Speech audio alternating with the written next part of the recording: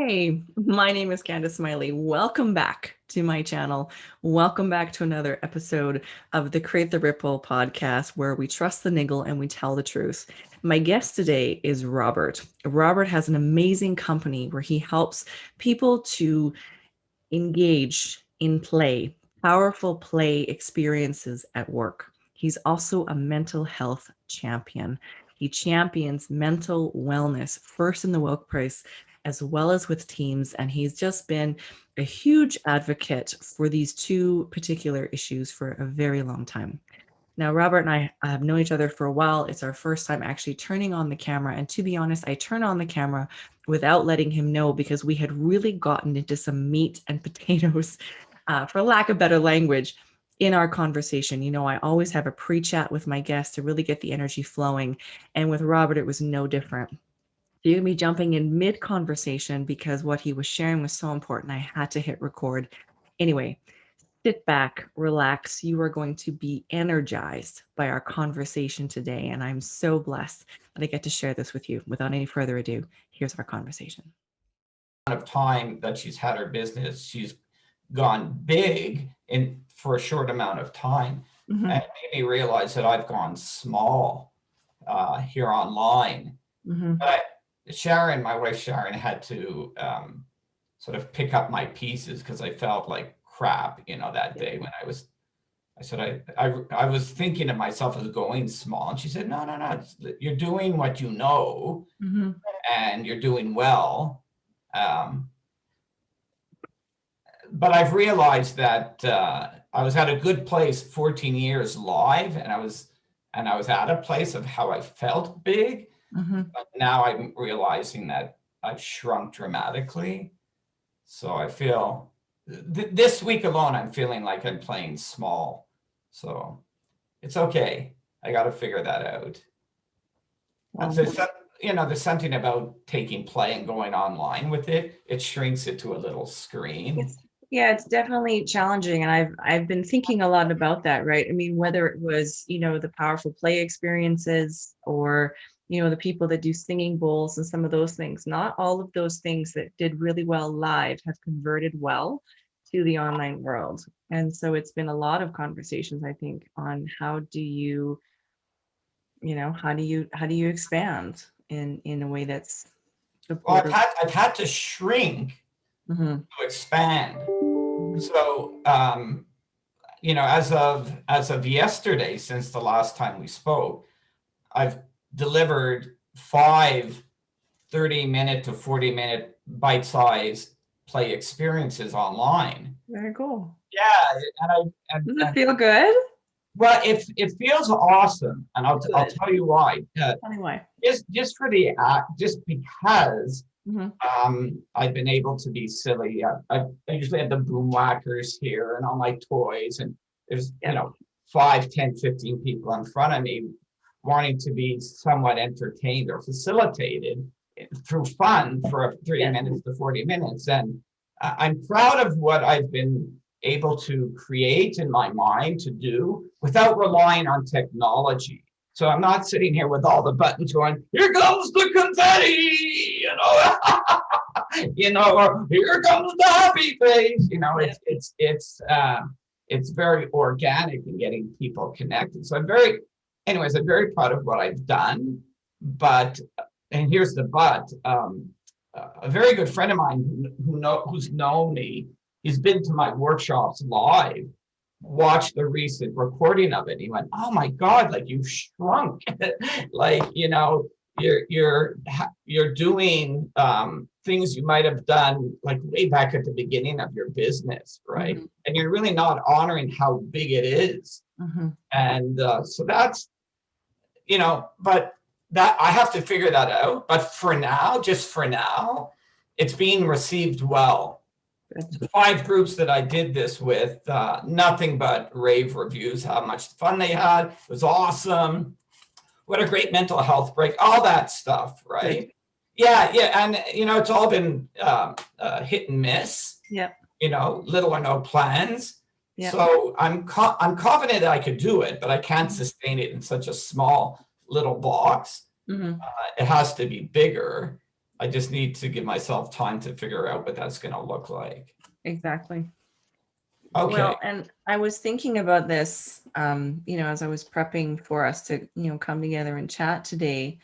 There's a lot of that fatigue happening out there. I mean, I've sensed it. I'm an introvert. So for the most part, I'm like, stay inside, not see people. Perfect.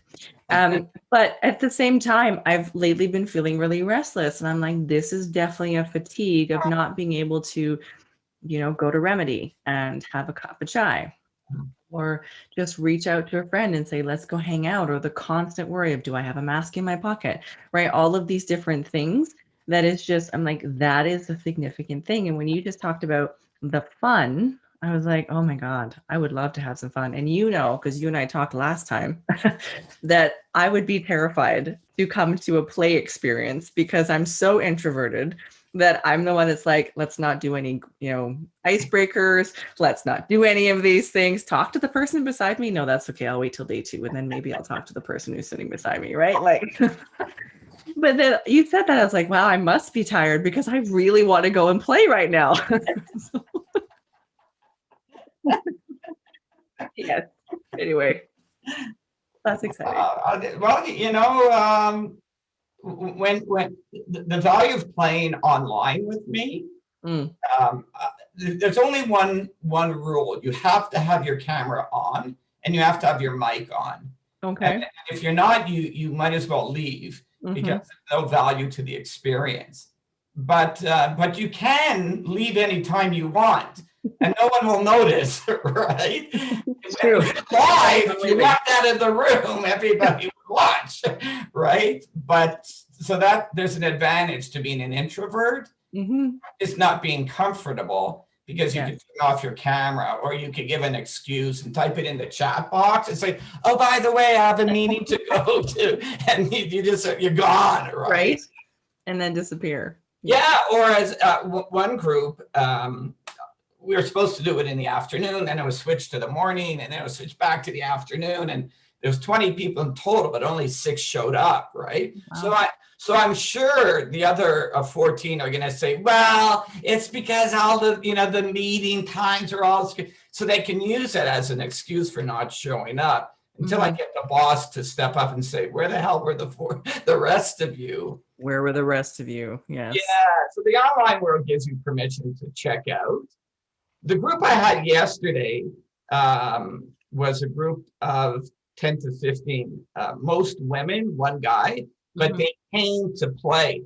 Oh, that's good. Yeah, that's probably your kind of group. That was play. Exactly. They were told in advance, 40 minutes of play, you got to have your cameras on, you got to have your mics on, and they arrived, cameras on, mics on, and they were ready to go. That's awesome. And that was pretty awesome. That was pretty awesome. And we talked about everyone's play philosophies and why the value of play. And it was very reinforcing. It was validating for me that I could do this. It's fun. And that's the whole point. That's the whole point. Right. Yep. But at the end of the day, the business still has to evolve online. I can't take 14 years and throw it out the window and say, well, just do fun just for the sake of playing and having fun.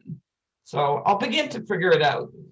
Because I've done 5 to date, for me, it's all practice right now. I just got to get comfortable doing it. And then I'll go back into my head and say, okay, now I know what I want to do to redo it. But I've had to practice 5 times, or at least 5 times, to see if I can do this. The first time I did it, and the group recorded it, it was just a small group of 6 or 7. And I played it back. Man, did I look frantic. It wasn't good. It was like, wow, that guy was on drugs. Yeah, like way too frantic about the whole thing, So anyways, we're good to go. Because you're featured twice in our latest edition of the Create the Ripple magazine. And I wanted an opportunity for you to talk about, what you've got going on right now, both in terms of these online programs, and sort of how you got there, because I found that to be fascinating. There was a whole lot more to Robert than I knew, and you and I have known each other for a while. So would love that. Why don't you let our listeners know where, like, how did Robert start doing something like powerful play experiences? How did I start doing powerful play experiences? Yeah. So do you want to know the hardcover book version or the magazine cover or the magazine version? I don't know. Why don't you share whatever you feel like? Because I think we've already gotten a great context about the power of what you do in terms of the fun, right? Especially right now. But how did we get here? Because I don't know of anybody else that's doing something like play at work.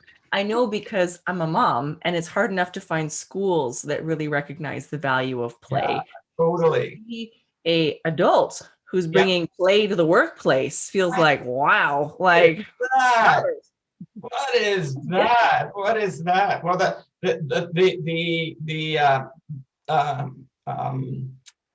one version of the story sure. is once upon a time, I became a member of the Canadian Association of Professional Speakers, the Edmonton chapter. And I did not join to become a professional speaker. I joined for the purpose of learning and discovering what it is to communicate a message, whether you were speaking, whether you were writing, whether you were blogging, whether you were writing books, whether you were blogging. And so I joined the Canadian Association of Professional Speakers, better known as CAPS. And through my journey with CAPS, there was an opportunity to build a business around speaking, or a speaking business. And it was at that time that I was very clear with myself that I'm not a speaker, but I'm a wonderful, fantastic, amazing workshop facilitator. Sure. And then I had something in my back pocket called cooperative games. And cooperative games, leading cooperative games, was something that I had been exposed to way back in high school and college and university. I pursued recreation leadership in both college and university. So I have a college diploma and a university degree in recreation leadership. So naturally, cooperative play as a subject matter was of great interest to me way back then. So I had this thing in my back pocket called cooperative play. And through the support of the speaking community in CAPS, they supported me in building a business around the idea of play. And thus was born Powerful Play Experiences. Now, the tagline at that time was not positive workplace mental health for teens. This is 14, 15 years ago. The tagline at that time was fun at work workshops, or workplace fun and wellness. And I thought of myself as just a conference presenter or a breakout session in conferences where you could go to all the other sessions and sit and listen to somebody standing and delivering content, or you could come to my session where the room is cleared of all the tables and chairs and we would engage in cooperative play. So I assumed that was going to be the success of the business. But shortly into the first year, people reached out to me and said, hey, you do team building, don't you? But you get people to play together. And of course, I hadn't done anything like that at that time, but I was receiving inquiries. So I faked it over the phone and said, yeah, I'm that guy. I'm the team building guy. That's awesome. And it forced me into, in a good way, how to learn to do team building. And that thus started the whole, it set in motion the whole idea of fun at work, right? Because now I was being brought into workplaces specifically to work with teams to engage them in the idea of the value of fun at work through team building. Whereas I thought I would just present at conferences in a breakout session and just be yet another presenter within that type of environment. And so I was called the play guy. The first I remember. Yeah, the play guy. And then thank you for that. And then I morphed into the team building guy. And then I morphed into, and these are all taglines that were given to me. I became the fun at work guy. I've made it. I'm the fun at work guy. And I knew I was the fun at work guy because when people asked me about my business and what it was, I used to say, it's almost like an irony or a double message, because I'd say, well, I'm in the business of, I'm in the business of fun at work. I'm in the business of fun at business, the business of fun at work. And people would often say to me, oh man, we totally need more fun at work at our workplace. We got to get you in touch with somebody and bring your fun at work message. So I knew I was on to something. So that's kind of the formal way that it all came together. But the behind the scenes story is before joining the Canadian Association of Professional Speakers, and shortly then into my membership, I was wrongfully dismissed from 4 consecutive jobs. And I hit a point emotionally and mentally that was quite unfamiliar to me. And shortly thereafter, the second wrongful dismissal, I was diagnosed with depression and anxiety, high anxiety. And it made sense. It made sense only because there's 4 generations of diagnosed mental illness in my family, because depression and anxiety is an illness. It's a mental illness. Of course, it affects your physical abilities as well. So shortly into the second wrongful dismissal, I was struck with something. I was diagnosed, and I'm so happy that I was, because after the first wrongful dismissal, I was unemployed for a whole year with an undiagnosed depression, and not a good way to live your life. No. When you're not on medication, or you're not seeing the right physician, or you're not into any self-care practices, but you're spinning out of control in terms of your own self-worth, your own value, your self-value, your own confidence, but you don't know what's going on because a professional hasn't sat down with you to identify what's going on. So it's very, very, in a sense, happy that during the second wrongful dismissal, shortly thereafter, I had seen a professional, and at that point I started seeing a psychologist as well, and which was the greatest thing I could do for myself. The greatest gift I could give to myself was to find a psychologist and continue to see him for the many years after, when there was further wrongful dismissals in my employment situations. So I took all those experiences, and I'm not going to say anything surprising here, just taught me a great life lesson, which is maybe the gifts that I have, the gifts that I can bring, are better welcomed and honored and utilized under my own rules, under my own structure, under my own conditions, versus having to abide by the world of work. Says, right? Pardon me? Better than what someone else says. I know that was certainly an experience for me. I often said, I didn't do very well with bosses, mostly because I, had drive and ideas, and bosses don't really like it when you come and go, I have an idea, because it's going to cost money or time, and you were hired to do something. And I was always like, well, we could do this. And, so unless I had a boss that was progressive, I very quickly was moved out of departments, or, we're going a different direction, or we don't think it's working out. I remember thinking, maybe I just need to do my own thing, because then I could just do my own thing. So I feel ya. And it's, it's not a reflection on you or I, right? We're not we're not, lousy workers, or we're not bad workers, or we're non-productive workers.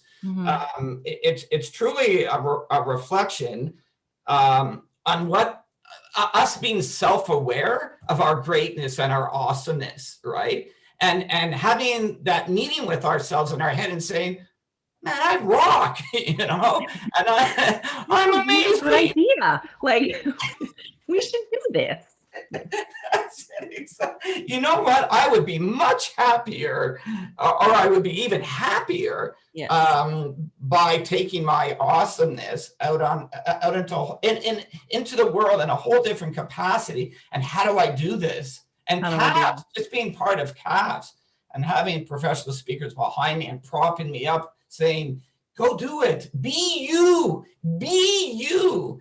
And you know what?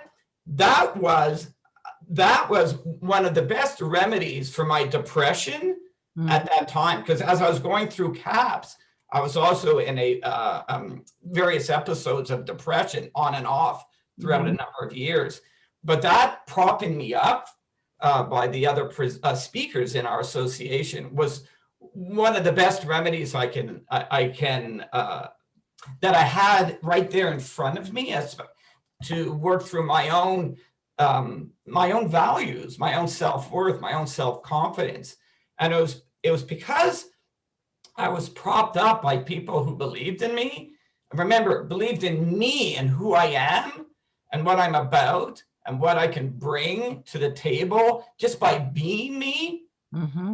Again, was just a wonderful remedy for depression and anxiety, regardless of how many meds I was taking, regardless of how frequent I was seeing a psychologist. But on top of that, to have that support system of people around you who held a very authentic belief in me, led me to the idea of not so much walking away from the world of work, but walking into a world that we would call self-employment, entrepreneurship, solopreneur, but walking into a world where I can truly be me and not feel condemned or feel less valued or feel, yes. I feel that, right? Because I mean, before we turned the camera on, you and I were talking about this, playing small, and Brene Brown in her A Call to Courage, she talks about she had engineered her life to be small. And I was like, oh, I have totally done that, right? Set it up so that I am, this small, and in the very small circles where I might show, what I would call my brilliance, or the things that light me up. People say, why are you not doing this? Or why haven't you done a career like this? Or why haven't you, hit this big? Or I think, well, that's a really good question, but I've engineered my life to be small. And recently, certainly with the Create the Ripple publication, which, to be honest, Robert, I felt bad. I wanted to call it Impact originally, except somebody had the magazine called Impact. And someone said, well, just use Create the Ripple. That's a brilliant name. And I'm like, but I feel bad using that. Like, so even there, I was playing small, and the people around me were saying, why? It's really good. Yes. This is really good. You should do a podcast. You're really good. And I was like, wow. And so I understand the power of the people who prop you up. They move you through that to this next space where you're able to show up. And how good does it feel to be able to show up as yourself and all the time? And let's talk about you and I, because well, look, I knew you, and then I didn't know you, just by sheer virtue of the fact that, well, I didn't hear from you, nor did I reach out to you, right? Yeah. So there was, you definitely entered a point in my powerful play experiences career where you were very open to someone who is different. Yes. And I speak of myself. And you were definitely one of the people who was propping me up, right? And then we never saw each other, right? Yep. And then we never saw each other. So what's really cool is the coming back. Yes. Coming back, like we took almost like, this unplanned hiatus, right?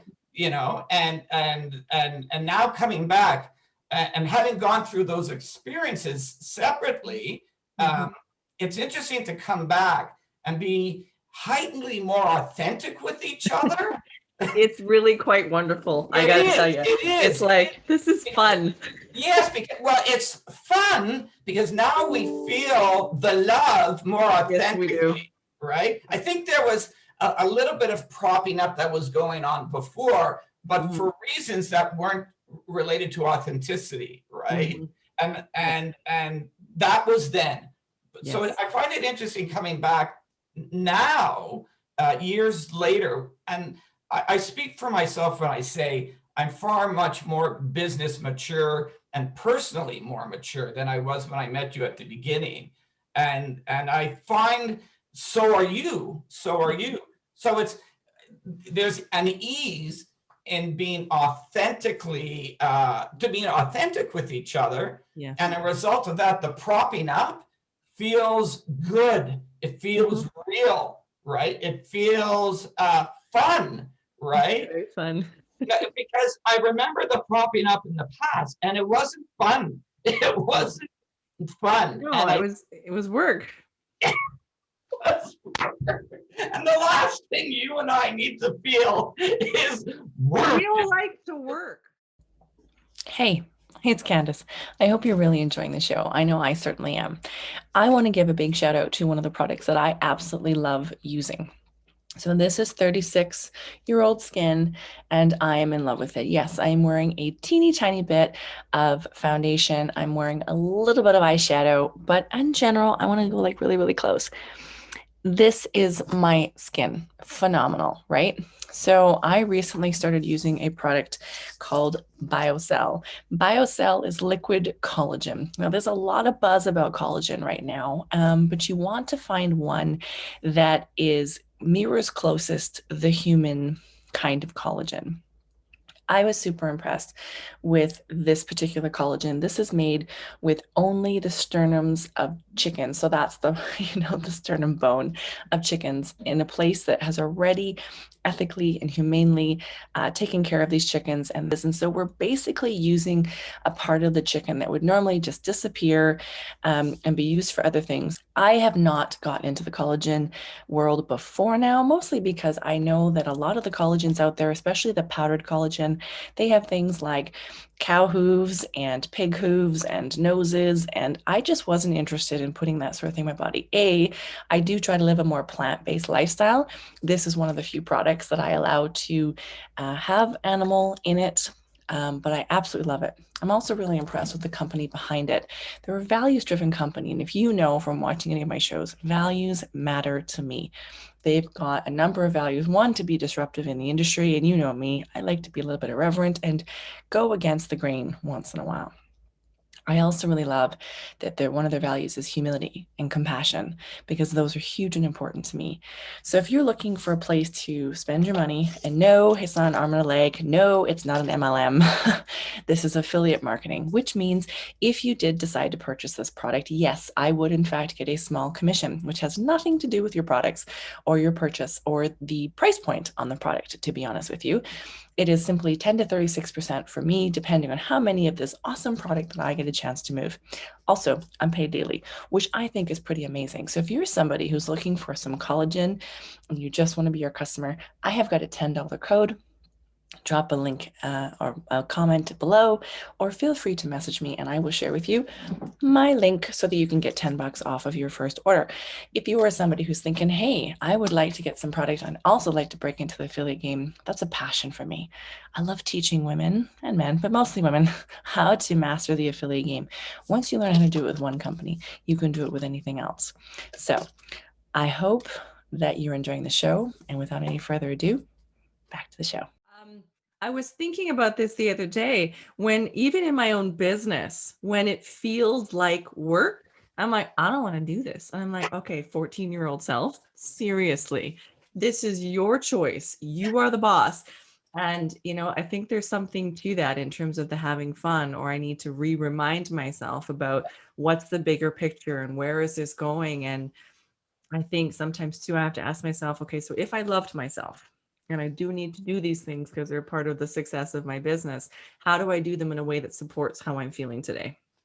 right? How do I, because, I also understand the pull of emotions, and I've never been diagnosed, but I understand acutely those sensations. And Yeah, I for me, appreciate that. anxiety and depression usually show up when I am not being authentic. For me, just me, and it can come right down to someone can say something out of turn and I overhear it, and I'll feel bad about myself if I didn't step up and say, hey, I feel like that was offside, Oh, because I want to speak truth. And I feel like I want people to be able to trust me. There's something is said, they can trust me to do the right thing from here, for me, right? So it's like, do I like myself at the end of the day? And realizing how many things that we do and how much do we do subconsciously, because we're so driven as a species to get along, to feel like we're part of the tribe. And as a recovering people pleaser, I've had to learn hardcore that no is a complete sentence. No. Robert, it is so hard for me to say even now. No. no, I'm totally writing that one down. No is a complete sentence. Complete and full sentence. Complete full sentence. And I'm going. Let me politely interrupt here by saying, Please. if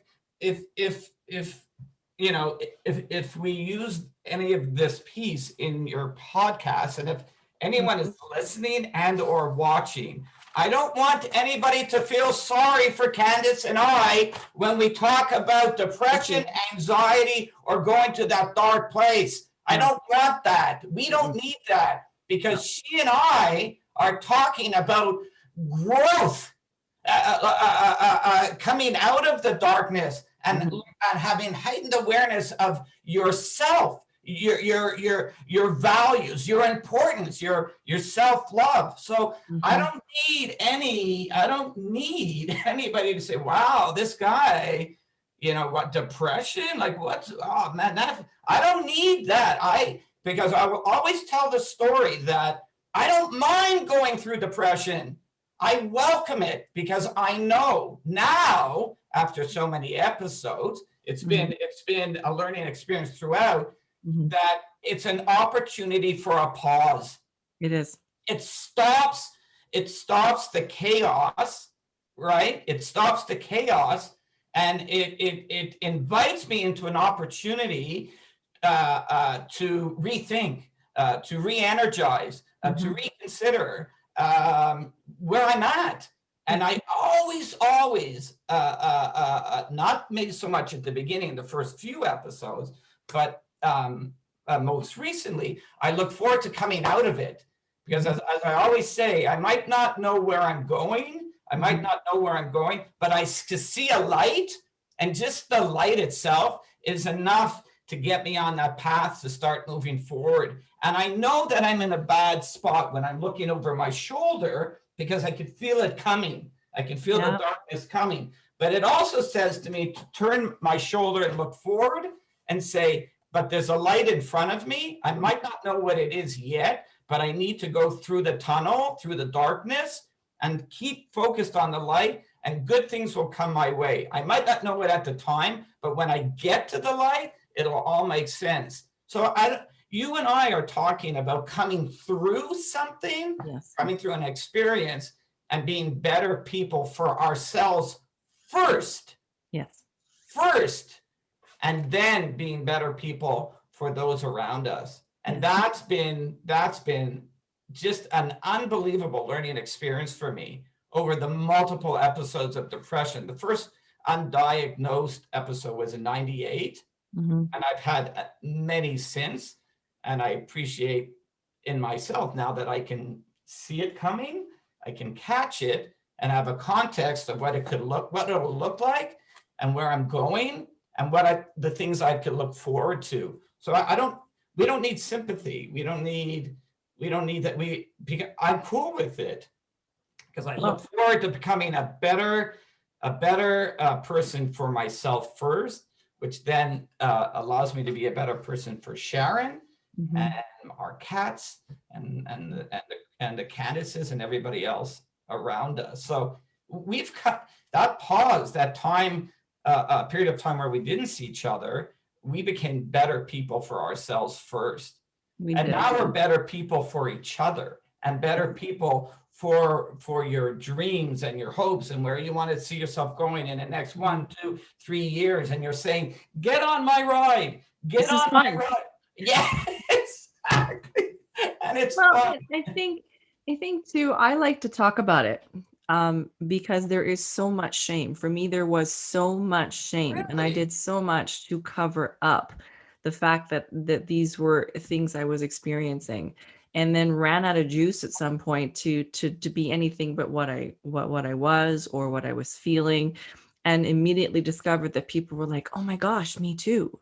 Or, they knew someone who had, and I've been thinking a lot about that quote, Muriel, right? What happens when one woman tells the truth about her life? When one person tells the truth, then the world splits open. And that's not a negative thing. It literally frees other people up to do the same. And that's one of the reasons why I enjoy engaging in these conversations, especially with someone like you. Because yeah, I agree. You can see it coming, you sense it coming, and you think, okay, I'm going to learn something. Something's going to give or go or shift or change. And that's powerful, I think, and brave, courageous even, to say, hey, I got this darkness. It's okay. I turn it around. Watch. I don't know when, but I'll turn it around. And I am so locked into that idea of turning it around. Yeah. I mean, clearly the first episode in 98, undiagnosed, it's, I don't have the awareness of what's going on. I don't have the knowledge or the previous experience to understand, but I love that, the turning around. We're not looking for sympathy. Mm-mm. We're not looking. I unfriend a lot of people that give me pity over this. I'm sorry. I'm like, no, don't be sorry. No, I've unfriended. I'm like, listen, I don't need your pity. Your grace, your acceptance, your empathy, sure. When I call you and say, hey, today is not a good day for me energetically or mentally. And I said yes to you when I was in an up moment, and today is a down. And I can show up if me honoring my word is very important to you. But the best thing I can do for me and my self-care, and ultimately for our relationship, for me to bring my best, would be, can we choose another day? And most people are like, you can say that? And I'm like, well, I don't know if anybody else can, but I do. Because for me, showing up when I am down means I feel it. I feel physically ill versus I might just need a nap. I might need to sleep, or next week will be better. And people say, how are you today? And I'm like, oh, you don't have to, I'm good. Don't walk on eggshells around me. Last week was going through something. Process that. Really excited. You hear about the new idea going on. And they're like, how did you just, yeah. And that's the courageousness that you were just referring to, and being brave. And my question for you is, how did you get to there? How did you get to that place where the ease in using, and the ease in I mean, people don't talk this way. No, they don't. What's the story, Candice, that you were able to get? The story is that people's subconscious can tell when you're not being truthful here to you first, right? So that's, a whole premise behind this podcast is tell the truth here first to yourself. So first, it's just admitting to myself, it's not an up day for me, right? Or I learned I could say to people, I will commit to coming out on Friday, but if I'm not having a good day, if energetically I'm tired, is it okay with you if I call you and let you know I need to move the date? And again, people are shocked at that. So self-care for me is not just having a bath, right? Self-care for me is like, what is best for me now? So essentialism, right? What's important now? And I think a big part of it was people let me know that they didn't trust me because I had a tendency to be flaky, which was because I was feeling ill, or I was tired, or I was late all the time. And that was not a fun experience for me to go through. It made all of the depression symptoms and the anxiety and that kind of stuff much, much, much, much worse. But what stopped is when I stopped and I said, I got to tell myself the truth, and I got to stop, which means I'm not being truthful. You're right. I'm not being truthful. I do want to see you for coffee. I don't want to see you today because I don't feel good today. Wow. And most people's response was, well, why didn't you just tell me that? And I'm like, because I wanted you to like me. And then, you know, there's those quotes out there, right? Once you know the feeling of respect, it's way better than being liked.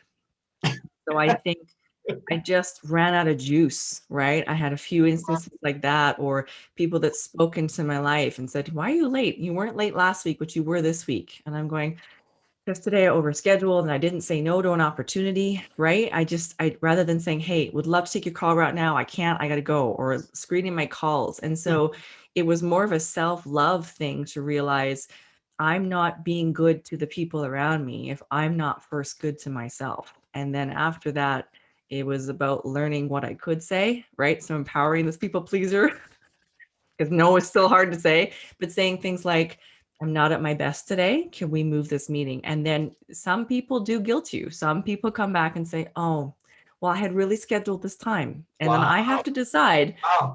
Wow. It happens. That's usually a pretty good indicator. Those are not my people. They're not my people. Wow. Yeah. Wow. Yeah. Because then usually I feel frustrated and think, wow, if you had called me and said you weren't feeling well for whatever reason, mental health or otherwise, I would say, no problem. That's a challenge. I had needed to speak with you today, you know, and some other people will say, you know, this probably isn't going to work. And then I'm able to say, you're right. That's totally true. So I think too, Robert, as you and I have discussed, when you have great relationships like the ones that you and I now enjoy, it's so much easier to let the other people go because I can't be everything for everyone, but I can be my best for a few who also have my back. Right down to my VA who will say, you sound tired today. How's your mental space? And not take that like it's an insult. It's like, you know what? I am really tired. Can I have half an hour to go have a cup of coffee, have a quick shower, wash off whatever I'm carrying, and I will join you back on Zoom. And for most part, people are like, yeah, go, I'm good. I'll get a cup of coffee too, and I'll see you in half an hour. Again, it frees other people up if you have the courage to first go there.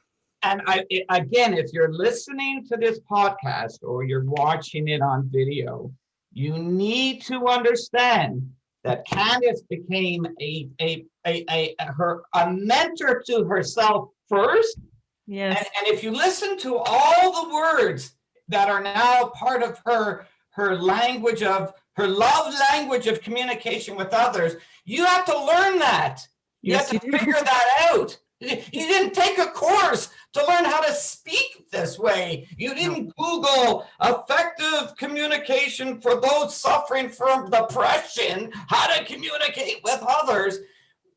Candace had to learn that through experience, through trial and error. And everything you just said in the past 1 to 3 minutes has clearly demonstrated to me that you are at a high competency level of communicating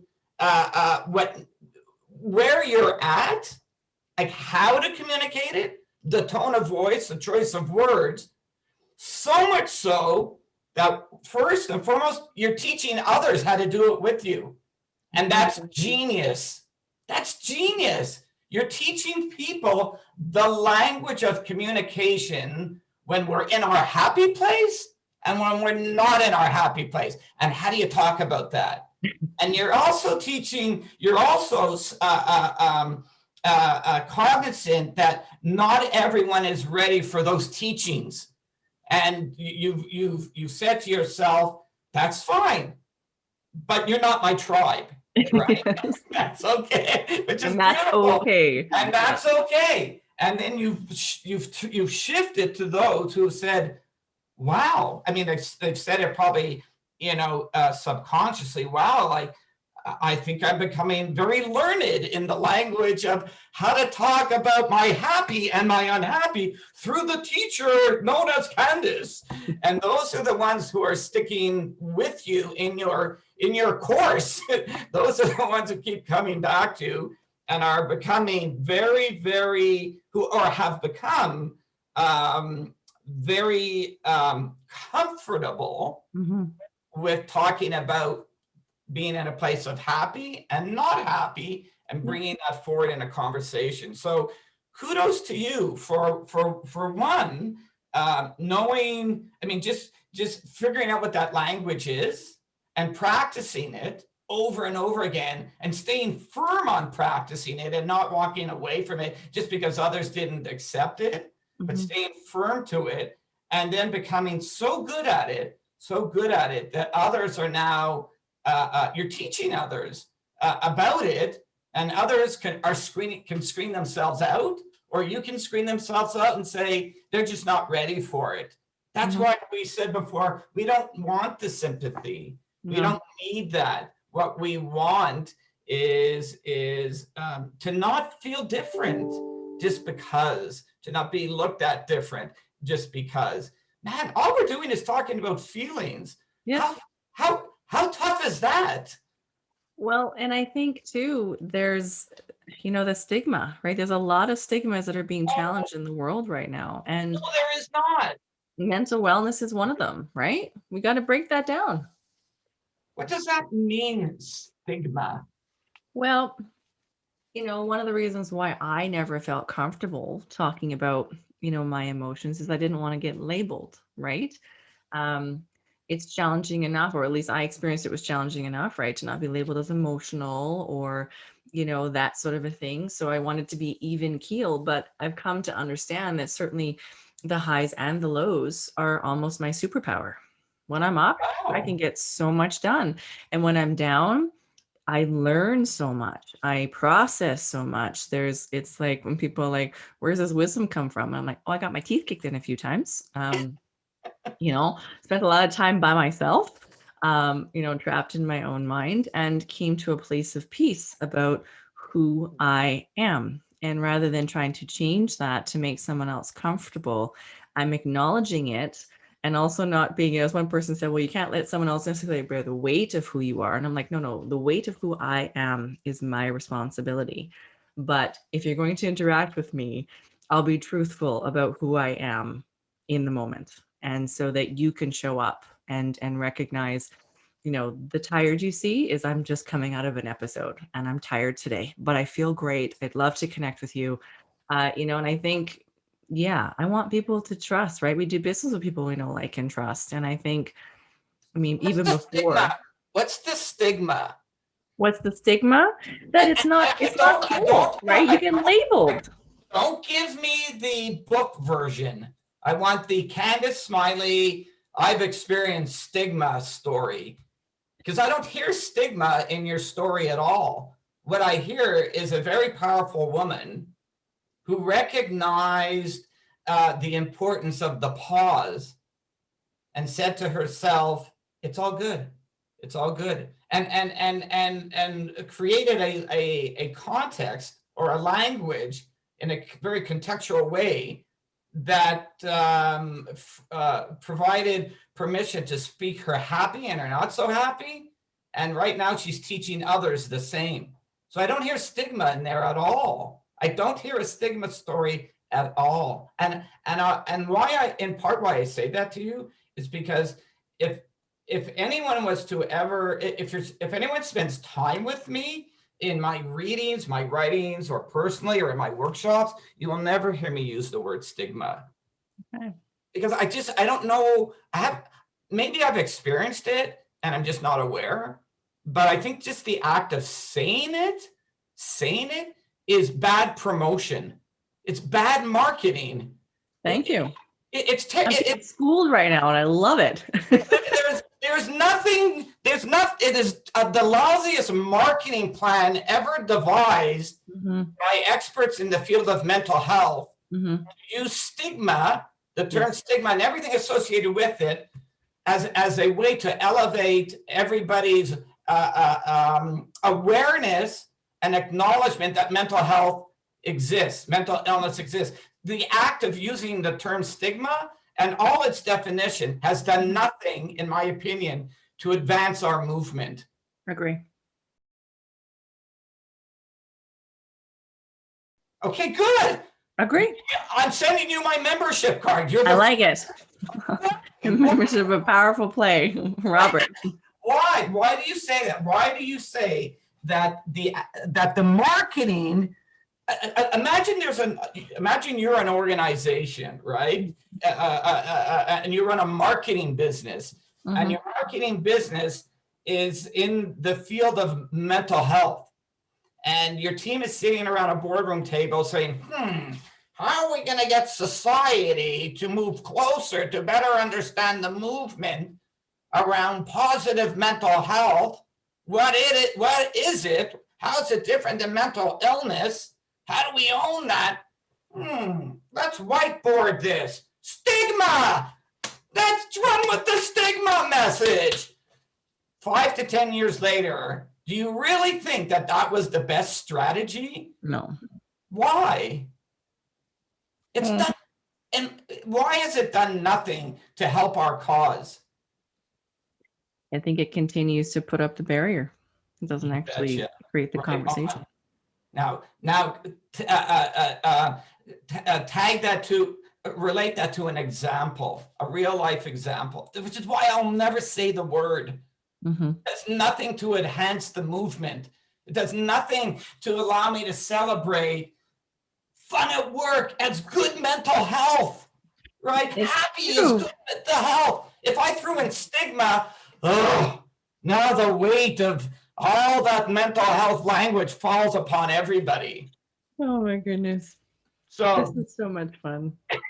So give me an example. Give me an example that validates that the use of the term stigma has been the most ineffective marketing strategy to advance our movement in the past 5, 10 to 15 years. This is your wheelhouse, dude. Tell me. Well, I have one answer to that. And it's something as simple as this. I am now not seeing the word stigma in magazines, online. I'm not hearing it as much in conversation. Nowhere near what I've heard at least a year ago, 2 years ago or more. Are you looking for a simple, easy weight management solution? I thought you might be. I know I was. I also wasn't interested in something with a ton of gimmick without any science behind it, which I know a ton of companies have. The company I'm about to share with you actually has 12 of their own clinical studies. And for me, with my science-based background, I needed to know that. I also needed to know the product worked. And so I was introduced to the group that over had 125,000 members in it, all supporting amazing stories of weight management, weight loss, hair regrowth. Oh my gosh. Not surprising though, considering the product itself has won numerous awards in and out of the nutraceutical industry, which I think is pretty incredible. Pretty exciting as well is the fact that it's made with their patented technology, 7 international patents on the collagen in this product, made entirely from chicken sternum. Chicken sternum, why? Because it most closely mimics the collagen that our own bodies create. Now, I'm a 36-plus-year-old woman, and so making sure that I'm maintaining and taking care of and trying to reverse the clock so I can age gracefully is super important to me. Making sure I'm taking products that are safe, making sure I'm taking products that are approved, and making sure I'm taking products that I would be happy to share because there's integrity at the top. So this company is a values-based company, which I absolutely love. Not only do I love that, but I love the flavors. This is mango. Mango's my favorite. This is from the Modera company, which you've heard me talk about before. 1 simple spoonful a day. In the morning, I can add it to my coffee if I feel like it. I don't add the mango, I add the vanilla to my coffee, but I can add a simple spoonful to my day. It tastes awesome. It tastes amazing. And it's helping my body to maintain the figure that I've worked to get to. Why not? Now, if you're looking for some weight management, this is going to help curb appetite. It's going to help your body to function as best. And we know that when you do something like that and you make wiser choices, your body says thank you. This is part of an entire system called the Lean Body System. I will make sure to post information for that below, or you're welcome to scan the QR code, which I know is going to be somewhere in the screen if you're watching this on YouTube. If not, head over to modere.ca. That's MODERE, modere.ca or modere.com and use code 5579027. Again, 5579027 to save $10 on your next order, regardless of what you put in your cart. Thanks so much. Have a great rest of the listen. So I'm seeing new marketing messages. And what are some of those new marketing messages that we're seeing? And they're right there in your magazine. The marketing issue of Create the Rip. What are some of the new marketing messages? Well, there's a lot. I mean, I think last year, a lot of people realized that they were a lot closer to struggling with some of these mental things when they lost routines, right? How much routines make an impact, in our lives. I know that's true for me, right? When we realized we didn't have social contact. And even as an introvert, I still need that social connection, right? And so all of a sudden, some of those things that insulated a lot of people from experiencing, even in part, what you and I understand intimately, and they were suddenly like, what is this feeling? Am I depressed? Is this anxiety? And we're like, yeah, welcome to the party. And so I think that really helped, like you say, remove that word stigma, because a lot of people who would have said, well, that's not me, that's them, were like, now that is me. And now I realize that my capacity for coping was only this much. And I needed to expand it with some new capabilities, and I am capable of coping. So I want you to see, if you're not already seeing it, your March issue, the March issue of Create the Ripple. And what is the title of the issue? It's Issues That Matter to Men and Mental Wellness. And mental wellness. There, oh my Lord, there's new language right there. Year ago, nobody was using that term. Yeah. And on the front cover of your magazine with Dr. Gans Ference is the word, amazing. Which is so amazing, is the word mental wellness, right? And so the absence of the word stigma, it's somewhere, it's almost like it's being left behind in the marketing journey. Because anybody who might have wanted to use it realized, I don't want the label anymore. I think that's part of it. I really do. It has all this heavy negative connotation. Yep. But then you pick up Create the Ripple, and it's like mental wellness. Who's talking mental men? Mental, and it's like, oh my, you told me about a half hour to an hour ago that the readership of your magazine is up close to 340% since the last number. How come? Because the messages in the magazine are fresh. Yes. They're invigorating. They're giving energy. They're not draining like the word stigma. Stigma sucks the soul out of your being. If you are a colleague of Robert's, you now know a word not to use in his presence. Exactly. And I reiterate that you will never hear me use the S word live or in writing, because there's been no benefit in moving our movement forward. But when you pick up, and what is the name of the magazine one more time? It's Create the Ripple. Yes, and what is the issue, the March issue? It's Issues That Matter to Men and Mental Wellness. Who would have thought 6 months ago to a year ago that arriving in your inbox would be an incredibly design magazine about men, with Dr. Gans Ference on the cover, talking about men's issues with mental wellness. She doesn't even use the word mental health. So Gans is already on a journey to shift the language. And once as we start shifting the language, we start shifting the thinking and the feeling. So you're on the cusp of breaking huge, not breaking, you're on the cusp of launching a whole new language in the area of health. I'd like to be, April's going to be all about fresh starts. By the way, that was a compliment. Okay. Thank you. I really do appreciate it. I really do. Because that's certainly something that's important for me as a human to feel fulfilled, is that there is a mission in my life. And I was shamed for that too, that they're like, why do you always get it? And I'm like, I don't know. For me to feel fulfilled as a person, I like to be involved with projects and ideas that make an impact. That's just who I am. And so I think that's where things like, well, I mean, I know the event planning grew into that in terms of the events that I was doing close to the end of that specific career. That's morphed into different things now. And then now into the publication, which you and I have talked about. Is basically it's a monthly event, and we get to feature different speakers. We're doing that through the written word because we know that that's powerful. But you freshened up the words, you freshened up the language. And I'll tell you a big piece of why you're doing that, and it might be known or unknown to you. It was the word you used a minute ago when you said shame. Yes. Because you are motivated to put forth new and energizing messages that won't lead to the feelings of shame.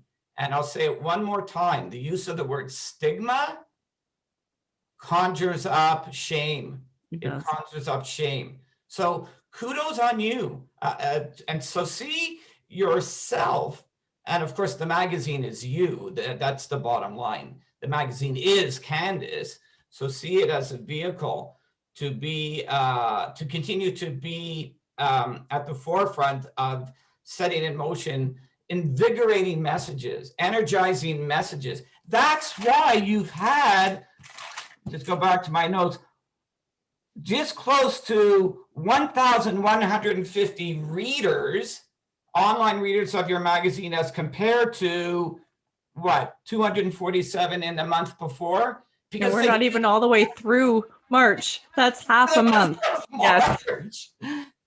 You have, and the colors, the design portrays energy, good energy, and people are attracted to that. So good on you for introducing, to freshening up the language and not burdening us with something that results in feelings of shame. We've gone down that path before, and I wish it on no one, which again comes back to what I said before. Don't talk to me. Don't talk to me if you're going to feel sorry for me. Don't talk to me if you want to talk about feelings of shame. No, let's talk about getting through the dark tunnel, coming through to the light, embracing new ways of feeling about yourself, feeling good, feeling energized, feeling more self-aware, and then delivering the message that, yeah, fun at work, that's good mental health. That's good mental wellness. That's good mental wellness. I like the word wellness because it's kind of like the word wealth, right? Yes. There's not necessarily an attachment to it in that our subconsciouses can't align to, right? Wealth is a great one if somebody wants to shift their mindset to more abundant. Wealth is just something that conjures up wealth. Yes. And wellness is the same, right? It's like healthy doesn't always line up the same for people, but wellness gives this overall sense of all is well. And so I think that that's important. Doesn't mean that it isn't, there aren't some bumps there, but this over-sensing arch, which is really important for me in terms of so the question is, which came first, mental wellness or mental health? Now I just put that aside for now. I'm going to support exactly what you just said with a short story here. So before COVID, before the shutdown, the lockdown, I attended 2 conferences live here in the city of Edmonton. One conference organized by experts in the field of wellness. 2 weeks ago, 2 weeks after that, I went to a conference here in Edmonton live, organized by experts in the field of mental health. So I walk into the conference that is organized by experts in the field of wellness. It's not a conference. It's an experience.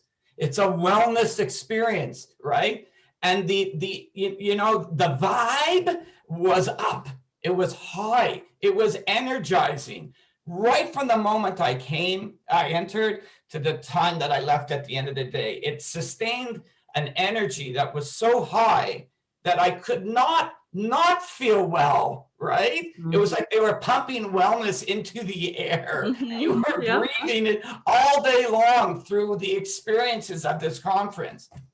So 2 weeks later, I entered this conference dealing with mental health.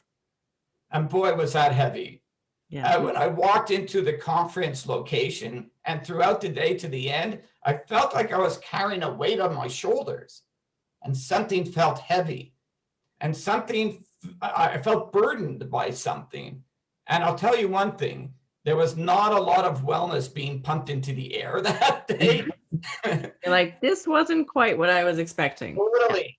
And that's the difference. So kudos on you to take mental health and retweak it, and whether it's your term or you've seen it somewhere, but to put it on your magazine, on the front cover and everywhere else, mental wellness. But when we say mental wellness, how do you feel? It feels like it's something positive I want to lean into. I'd want to learn how to be mentally well, right? If nothing else, then to maintain that sense of wellness, right? Yeah. And when I say mental health, then I think about the stigma, like you're saying. Oh, I used the bad word. You know? We have a bad words jar in our house, Robert, and it was totally going in there, right? Stupid's not allowed. Stigma's now not allowed. You know, I won't mention the other ones on air, although I have before, but there's a few other ones that go in the box. That's definitely one of them, right? And thank you for inviting me into your magazine. Oh, you're welcome. And I feel so silly calling it a magazine. The publication. Okay. Thank you for inviting me into your publication experience. Because when you partake in any project with Candace, and again, if you're listening to this podcast, everything then becomes an experience. So generally. Thank you for inviting me into your publication experience. And I'll put in, if you don't mind, a little plug for myself. I would like that. I was going to say, you and I could talk for forever, but we do need to, start wrapping this up. And I want to talk about some of the stuff that you've got going on for the people that need to connect with you. So what I'd like to share with everybody is in line with everything that Candace and I are talking about. So it's not a sales pitch at all. It's totally in line with everything that we were talking about. And one of the more significant points that Candace and I have shared together is shifting the language, shifting the message. And I'm organizing, I'm still in the process of organizing, though I've started something that I call facilitated virtual discussion groups for more positive mental health. And one of the ways that I am using language to shift away from mental health is just by dropping in the word positive in front of mental health. So it helps. Why? It helps. It's like positive mental health makes me think that I'm going to walk away with tangible things that I can do to maintain the state of a healthy mental health. That is huge. And so I'm inviting people to be part of a small community of 5 people. We call them facilitated virtual discussion groups. And let's have conversations about positive mental health. And thank you for energizing that term with me, a positive mental health, because that's exactly where I want to go with it. Where we've gone today. We've had no less than 3 or 4 virtual discussion groups today. And so we're continuing to organize these groups as we move along. And so I invite people to reach out to me and be ready for a positive experience as you meet 4 other people, and we turned it into a 5-person facilitated virtual discussion group for more positive mental health. And we rally each other 3 times, once a week for an hour and a half over 3 weeks to share resources, to share successes, to challenge ourselves to be the best that we can be, to challenge ourselves to be the most positive we can be. We're not here to talk about stigma. I'm not asking people to come and share their deepest, darkest stories around mental health or mental illness. I want people to enter into the conversation knowing that this is about good things, happy things. How can we help people move to happier states of being during this crazy time? And the groups that I've facilitated today, the most common, there's a commonality amongst all the groups. And it's really interesting because I really thought that the people who are going to come to partake in this were going to be people who are challenged with some of their own mental health issues. Mm. But I'm finding the people who are coming have already bought into the idea of positive mental health. And they're coming for more positive mental health. So that's been a little bit of a surprise to me. So in how I'm writing the content of what this is, on my website and other places, I'm changing the language because the people who are coming to me are not necessarily people who are fully ready to talk about mental health, which I thought I was going to attract, but it's people who are already there, and that's cool. That's cool. And that's a cool group to work with. They're so cool to work with. Yeah. And there's no judgment here between both groups. All I'm saying is by virtue of how I've branded the opportunity, it's attracting people who are saying, yeah, this positive mental health thing is a good thing. What can I do to support others? You're creating ambassadors. You're creating ambassadors to help us make a movement. I didn't know that. Thank you for that. No, right? I didn't see it like that. No, thank you. I didn't see it like that. I thought we were coming not as ambassadors, but people are coming seeing themselves as ambassadors, and I'm saying you are a mental health champion, a positive mental health champion. And most who are showing up to be part of a facilitated virtual discussion group are saying to me, you know why I'm here? Because I want to support others. And that's like, poof, like, is that who's coming? That is so cool. And you know what? It's because you and I have changed the language, changed the terminology of what we're putting out there, be it in your publication experience or my virtual online experience. We're telling people we're using a freshened up language, a new way of communicating. So it's attracting new people in a way that we would have never thought before. So yeah, we're on a pretty cool journey of changing how people think about mental wellness, positive mental health, and even a new term that I have discovered in the past week or so, mental fitness. Ooh. Have you heard that one? No, I have not, but I like it. I want to be mentally fit. Oh my God, you got it. That's it. That's all it is. That's it. I get this, thing that I'm like, hey, next time I'm looking over my shoulder and I see that, depression coming, I'll be like, no, wait, I am mentally fit. I'm going to just, hit the gym a little more, I'm ready. I'm ready, man. That would be awesome. But that's it. I didn't get that at all when I heard that term. There was a massive question mark hanging over my head. So, Candace, a big standing over you.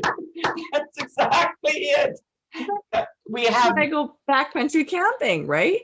I like knowing that I'm physically fit. I don't have to hit the gym all the time, but physically fit, that I can say, I can do 10K today. I'll be tired. I might be sore, but I'm going to be okay. And there was a time in my life when I wasn't physically fit. So it's really easy for me to make that shift of, well, yeah, if there's tough times coming, I'm mentally fit. I might have a tough day. I might have a tough week, but I have the coping skills to handle this. I will handle this. And during those good times and not so good times. So when you were physically fit, you were mentally fit.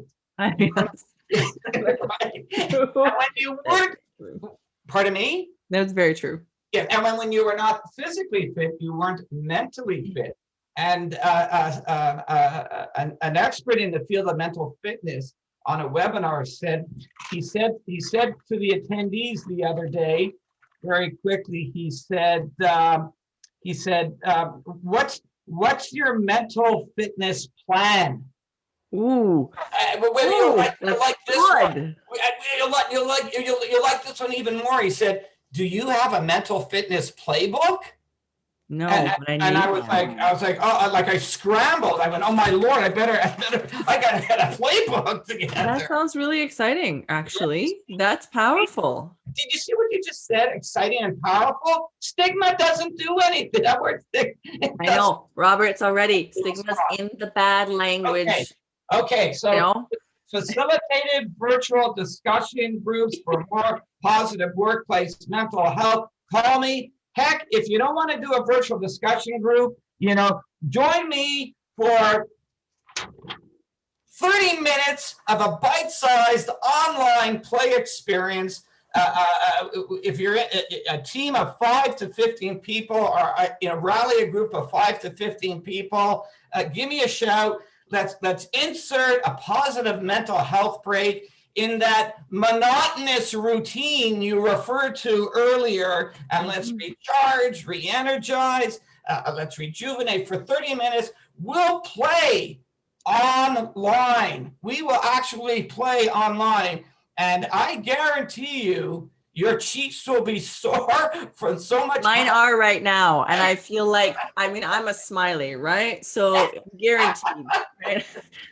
This is awesome. And for the listeners, all of the links and everything to what Robert and I have been talking about, whether it's a resource or his programs, they will always be in the show notes. So scroll down and check those out. If you're watching on YouTube, they've been flashing across the screen. I said this last time, Robert, and the guy was like, well, I'm not going to flash on the screen, but we can have the links flash across the screen. I was like, yes, this is true. So anyway, there will be, something for someone to click on and follow and make sure that they connect. I do my best to make sure that it's easy for people to follow up after something like this. You're a rock star. Just say, yeah, thank you. I love the way you used to never be that kind of gal. If there was a compliment that came your way, you followed up with some kind of distraction. You moved in another direction. 99 distraction. Yes, 99.9% of the time now you respond not just with a thank you, but you say it in a very soft-spoken way, and you look at me directly in my eyes, and you tilt your head, and in a soft-spoken way, which totally shows a comfort level with receiving the compliment, and you say thank you. And there's been I don't remember that from years ago. It's like, that was a compliment, by the way. That was a compliment to you. So yeah, for sure. And you are a rock star. And again, I reiterate that you are on the cusp through what you're doing and how you're doing it, literally blowing up the language and terminology and the messages of mental health, and shifting it to a place of good energy and excitement and empowerment, where look, the stats speak for themselves. Over 1,100 reads, and we're not even halfway through the month. I'm pretty excited. It's crazy compared to what 250 reads from the last month's magazine, like an increase of close to 335%. It's crazy, because you are on a mission unbeknownst to you, and you are changing people's thinking and doing around a subject matter which has always carried a stigma attached to it. So good on you. Good on you. Make me cry. Thank you. Okay, you're great. You're wonderful at marketing. Did you know that? Yeah, it took me a while to get there, but thank you. When I stopped trying to be everything to everyone and just focused on what lights me up. You don't chase bliss, Bliss is just like stay in the bliss. And, you know, for me, it's kind of like, you know, when you're walking through the room and there's this sunbeam coming through the window and you walk through, you're like, oh, that was really warm. That's bliss. Make sure you go back and hang out in the bliss and figure out how you stay there. That's my whole life right now, Robert. It's just, how do I stay in the bliss? Not in the bliss? Let's go back to the bliss. When was I happy last, you know, right? There's only one question that Candace asks herself continuously. Do I want to be recharged or drained? Pretty much. That's it. That's it. She's always on the search for recharging and the bliss and staying in it as much as she can. And you know what? You are truly a mental health champion for yourself. You rock, girl. Okay, get out of here. Okay, I'm getting out of here. Thank you to everybody who hung out and listened with us. Robert, thank you for joining me today. You bet. To the listeners, you know the drill. The air high five for Robert and I today is a like, a share, a comment, subscribe. Go find us on our social media and let us know that you were listening today.